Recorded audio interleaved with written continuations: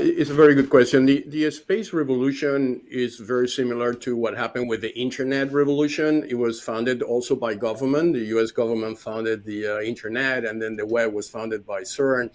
And then you had an explosion of innovation that happened around that, and companies and governments started to use that innovation to create different generations, so web 1, 2, and 3. And now we are moving to the space. The model is the same. I think private sector companies, like for instance WISeKey, we launched 13 picosatellites with a startup in Spain with the name FOSA. This will not be possible if a SpaceX will not be providing that service now, because the cost is totally affordable to do that. And we are building our own constellation, which will be totally science fiction 10 years ago, even 5 years ago, right? So I think the benefit is that the cost is going down. The benefit is the innovation is being decentralized. Now you have startups all over the world that they are investing in the space, and they are bringing amazing solutions to the space.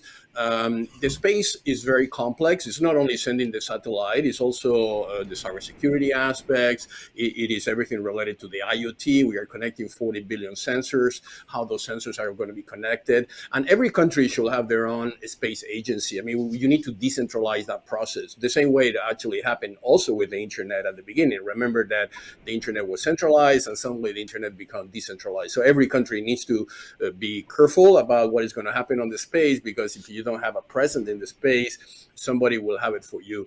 So I think the PPP is a great model. I think, as was saying by South Africa, I think this possibility of not necessarily waiting for a tender, because tenders with the current innovation on the fourth industrial revolution, is very hard for space agencies to figure out everything that needs to go into the space. I think to let the private sector to innovate and challenge innovation in each of those countries might be a solution to decentralize that globally.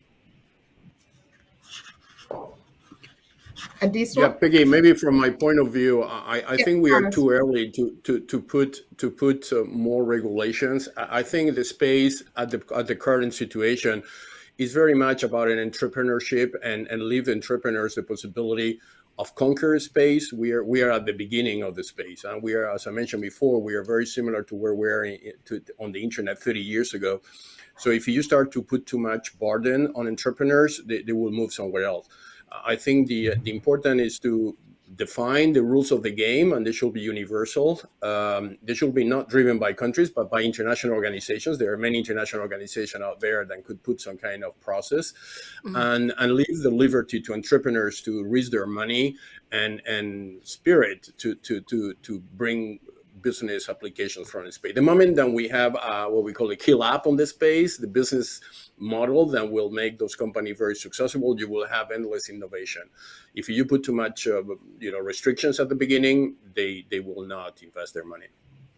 It is absolutely the case that space is to become, again, monopolized. It's like telcos, right? A lot of the functions of a space are going to replace telecommunications on Earth, and it's going to be a fight who controls that. So they are the superpowers on the internet, and see the people that they are investing in space are people that they have been very successful on internet companies. They are putting the same energy and the same structure to basically try to exclude everybody else. But I think the opportunities are endless. I think space solves problems that the humanity needs to solve in priority. I mean, 20% of the land is not yet connected in Africa. 90% of the sea is not connected. We need to connect everything. We are connecting objects to the satellite, which is the cheapest way to connect. And this is going to compete and put pressure on telcos, because they will have to reduce their price. So it's going to be a fight between the monopolies, and they control communications, they control the internet now, with new companies that they are emerging, and they are becoming basically the challenger. The good news is that the technology behind the space is open to anyone. You don't need to you don't need to depend on a multinational to develop for for you a pico satellite. You can do it yourself. You can put your own microchips to secure the communication. You can encrypt the line. So there's going to be, I would say, companies that they are solving concrete problems. Then they're going to expand very fast and become truly representative. Back again to my point that every country needs to have their own space agency or Ministry of Space in the future, because you need to develop a strategy. A PPP is not enough. I mean, behind the success in the America, SpaceX, NASA cooperation, there wasn't a strategy. That strategy was very well thought at the beginning, and obviously that strategy was crystallized by the fact that you have an entrepreneur that created the right environment to that to happen. That needs to happen everywhere in the world. I mean, every country should have their own entrepreneurs, their own startups. They should be looking carefully about those startups, because some of them, they are growing very fast. I am from Switzerland. We have a very interesting ecosystem now around space, not only from the satellite, but communication, encryption, microchips, and everything. So this is something that is going to decentralize the control on the space, and I fully agree with what was said before. We'll repair some of the mistakes we made on the internet era, right, where only few companies and very few individuals grasp the benefit. I think we have a good opportunity to do this in a more decentralized peer-to-peer model, using new technologies that allow you to basically have every country will have their own access to the space in an uncompromisable way. Yeah, as I mentioned before, I personally believe the private sector should be the one driving this.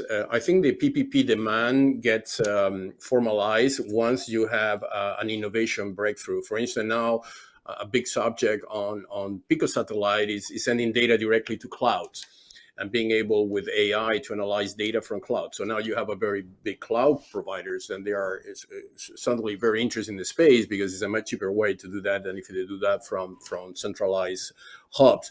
Or blockchain companies, and they are putting blockchains node in the space. We're working with some blockchain companies, and they are now reversing the logic. Rather than putting the node on Earth, they are putting the node on Earth. So this kind of innovation goes too fast to formalize that on a PPP. I think there is, and from my experience, I used to work in the UN for many years. From my experience on PPP, the process is very slow.